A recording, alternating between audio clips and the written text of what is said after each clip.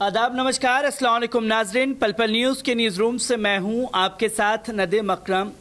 Popular front of India के YouTube channel को India में बैन कर दिया है। जैसे कि तस्वीर आप देख रहे हैं कि यूट्यूब इंडिया का बड़ा एक्शन जो है वो पॉपुलर फ्रंट ऑफ इंडिया के ऊपर लिया गया है, क्योंकि केंद्र सरकार की अपील के बाद जो है यूट्यूब इंडिया ने ये action popular front of India के सोशल मीडिया प्लेटफॉर्म पर लिया है, जिसकी तस्वीर कल सामने आई कि केंद्र सरकार ने 5 साल के लिए पॉपुलर फ्रंट ऑफ इंडिया को बैन किया और उसके साथ साथ 8 मुस्लिम तंजीमों को भी बैन किया।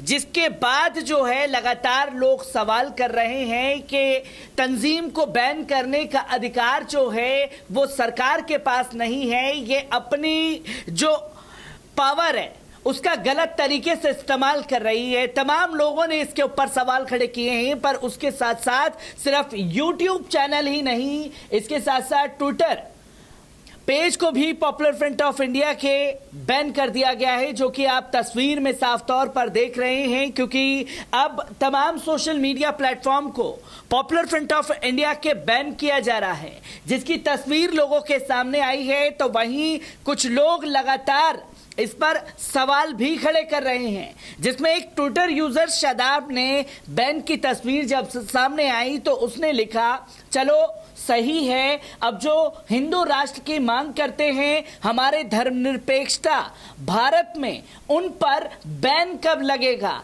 इसका इंतजार रहेगा, जो कि सवाल सरकार से करते हुए लोग भी यहां नजर आ रहे हैं। तो वहीं एक और मोहन झा लिखते हैं कि ये हिंदू राष्ट्र ही है, ये बात 1947 में पाकिस्तान मांगने वालों को समझ जाना था।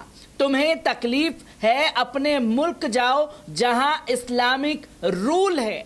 इस पर शादाब ने रिप्लाई दिया, भारत का संविधान पढ़ो बे, भारत एक धर्मनिरपेक्ष देश है जिसकी बात होनी चाहिए। तो वहीं इसके बाद मोहन झा रिप्लाई करता है कि भारत का हिस्ट्री पढ़ो, 1947 नाम का कुछ मिलेगा, पाकिस्तान जो कि तुम्हारे अब्बू का मुल्क है वो मिलेगा। इमरजेंसी में बिना पूछे सेकुलरिज्म वर्ड घुसा देने से देश सेकुलर नहीं हो जाता। इसके बाद फिर दोबारा रिप्लाई किया गया, मेरे अब्बू मेरे दादा भारत में ही पैदा हुए और मैं भी, और हम लोग अपने भारत को छोड़कर नहीं जाएंगे।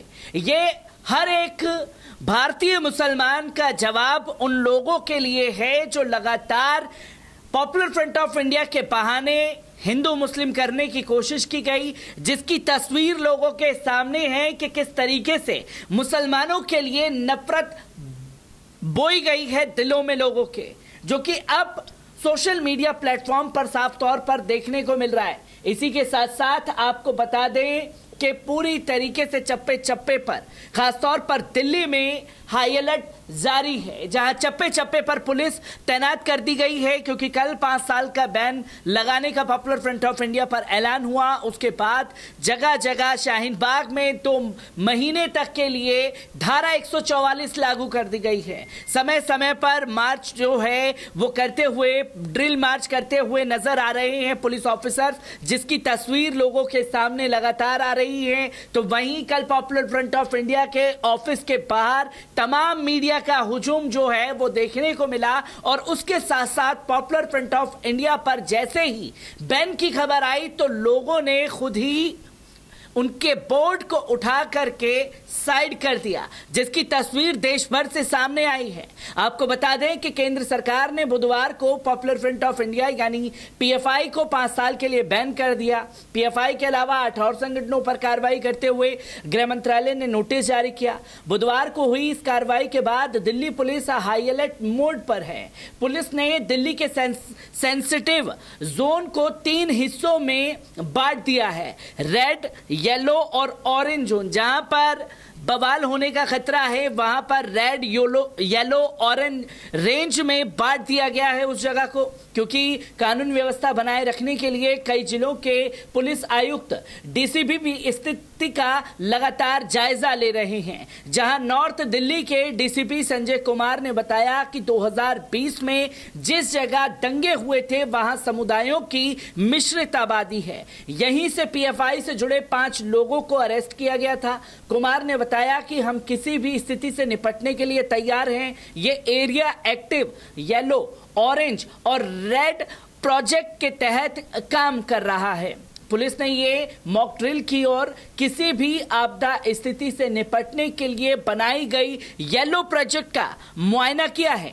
येलो स्कीम में एसीपी और एसएचओ की टीम मैसेज मिलते ही तुरंत उपद्रव वाली जगह पर पहुंचती है। फोर्स का एक रिजर्व कंपोनेंट भी हाई अलर्ट पर है। वर्ज, वाटर कैनन और अन्य संस्थान भी टारगेट पॉइंट तक जाते हैं। यानी एक थाना क्षेत्र में हालत बिगड़ते हैं तो 3 से 4 थानों में ऑरेंज स्कीम एक्टिव हो जाती है। रेड स्कीम तब एक्टिव होगी जब पूरा जिला प्रभावित होता है, जिसके बाद पीएफआई के अलावा 8 और संगठनों पर कार्रवाई की गई, जिसकी तस्वीर सामने आई। मुसलमानों को हिंदुओं के खिलाफ भड़का रहा था, ये आरोप लगाया गया, जिसकी तमाम तस्वीरें सामने आई हैं। ये सिर्फ दिल्ली में ही नहीं बल्कि मध्य प्रदेश से भी हाई अलर्ट जोन जो है वो घोषित किया गया है कुछ जगह पर, जहां मध्य प्रदेश में पॉपुलर फ्रंट ऑफ इंडिया से जुड़े लोगों की गिरफ्तारी हुई है। यहां आपको बता दें कि पॉपुलर फ्रंट ऑफ इंडिया पर 5 साल के बैन के बाद ये तस्वीर सामने आई। पीएफआई पर बैन के बाद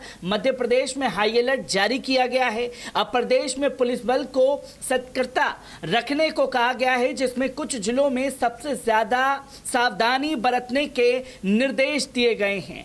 पीएफआई प्रतिबंध के बाद पुलिस मुख्यालय भोपाल पीएचक्यू ने जिला पुलिस को हाई अलर्ट जारी कर दिया है। पुलिस मुख्यालय की तरफ से सभी को सतर्कता बरतने के निर्देश जारी किए गए हैं। पुलिस मुख्यालय ने इंदौर और भोपाल में पुलिस आयुक्त और अन्य जिलों में पुलिस अधीक्षकों को इस संबंध में निर्देश दिए गए हैं। पुलिस को उन जिलों में ज्यादा सतर्क रहने को कहा है जहां पीएफआई की सक्रियता ज्यादा थी। इनमें इंदौर, उज्जैन, खंडवा, मंदसौर, श्योपुर, नीमच, राजगढ़, श्योपुर और भोपाल शामिल है। इसके अलावा 11 अक्टूबर को मध्य प्रदेश में उज्जैन में होने वाले प्रधानमंत्री नरेंद्र मोदी जी के दौरे को लेकर के भी हाई अलर्ट जारी किया गया है। ये देश भर से लगातार जो हैं तस्वीरें सामने आ रही हैं, जहां पीएफआई पर बैन के बाद जहां सोशल मीडिया प्लेटफॉर्म पर उनके आज बड़ा एक्शन लिया गया, तो वहीं तस्वीर ये भी सामने आ रही है कि जहां जहां popular front of India active था पूरे देश में, वहां पर हाई अलर्ट जोन पुलिस कर्मियों द्वारा जारी कर दिया गया है और एक खास एडवाइजरी